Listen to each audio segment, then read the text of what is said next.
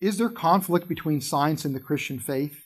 Tragically, about half the people who regularly attend church would answer yes.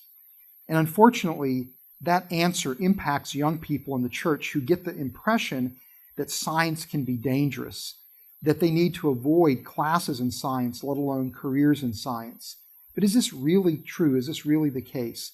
I'm joined today by Dr. Michael Strauss, who is a particle physicist and a Christian, to help with that question. Mike, first of all, before we get into that whole question about helping young people in the church get a proper handle on science faith issues, what would you say to a young person in general, whether they're a believer or a non-believer, who has interest in pursuing studies or a career in science? Well, first of all, I'd encourage them to do so. Being a scientist is an awesome career. You think about your life in school. All your life, you're being taught the answers to questions that people already know. When did Columbus sail across the ocean? And, what's inside a neutron and proton? But as a scientist, you're asking questions that nobody knows the answer to. So if you find an answer, you're the first human to know the answer to that question. It's a thrilling career. So I'd encourage them. But the second thing is it's a challenging and hard career. You have to work hard. You have to study hard. You have to put in discipline. I know many very smart people who never became good scientists because they never were willing to put in hard work. So you're up for a challenge, but like anything in life that's worth it, it's a lot of hard work. Go for it. It's a great career.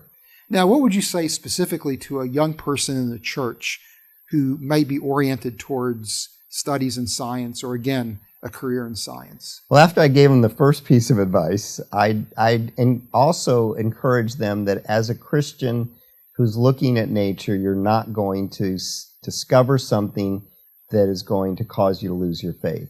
You will discover things that make you change your mind at times about this aspect of what the Bible says or this aspect of how God did things in nature. But a good scientist is always open to change his mind. But you will see God in a new way. By studying God's creation at a level that most people don't know, I see aspects of God that I don't think others do. Romans 1:20 says that we should see God's character and his eternal nature by what he has created. And no one does that better than the scientist, who looks intimately at what God's created and sees intimately then details of what he's like. And so because I'm a Christian and a scientist, I think I see things in ways that other people don't, that give me insight into God's character.